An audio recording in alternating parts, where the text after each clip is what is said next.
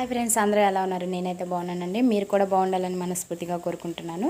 ముందుగా మన వీడియోలోకి వస్తే ఈరోజు ఇంకా ఉదయం వచ్చి దొండకాయ పప్పు వేస్తున్నాను అనమాట. దొండకాయ పప్పు, దొండకాయ ముక్కలోను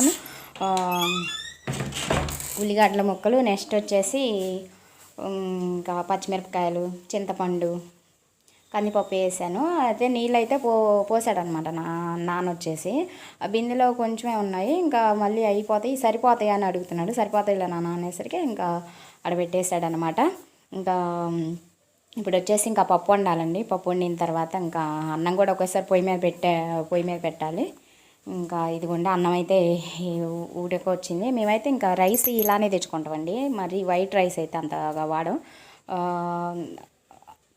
రైస్ అయితే అలానే ఉంటుంది, అలానే హెల్త్కి మంచిదని అన్నమాట. ఇంకా ఆ పని అయితే అయిపోయింది. ఇక్కడ ఇంకే వచ్చేసి నాన్న వచ్చేసి కూలర్కి వాటర్ పోస్తున్నాడు అనమాట.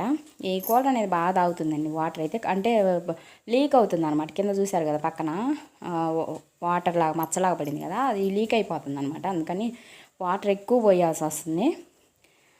అదనమాట విషయం. ఇంకా కనీసం 3 బకెట్లు, తెల్ల బకెట్ చూసారు కదా, తెల్ల బకెట్తో 3 బకెట్లు పోయాలండి. ఇంకా తర్వాత వచ్చేసి నేను మొత్తం కడిగేసాను అనమాట. ఫ్లోరింగ్ మొత్తం క్లీన్గా కడిగేసాను. ఇదండి ఆరింది, ఫ్యాన్ పెట్టేశాను అనమాట. అక్కడక్కడ ఇంకా తడిని చూశారు కదా, ఆరుతుంది అనమాట. ఇక్కడ వచ్చేసి ఇంకా అంట్లు మొత్తం తోమేసి ఇంకా మొత్తం చెక్కంలో వేసాను. ఇక్కడ చూడండి వాటర్, మా పరిస్థితి అనేది ఇదనమాట. ఇవన్నీ వాటర్ పట్టుకోవాలి ట్యాంక్ వచ్చినప్పుడు, లేకపోతే సరిపోవన్నమాట.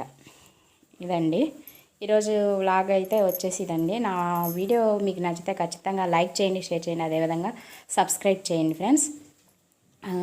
నిన్నైతే కళాయి ఒకటి తీసుకున్నానని చెప్పాను కదా, అదైతే కొంచెం మాడిపోతుందండి. మీరైతే ఇంకా అలాంటివి తీసుకోకుండా కొంచెం మందపయ్యే తీసుకోండి. థ్యాంక్ యూ అండి, థ్యాంక్ యూ వెరీ మచ్.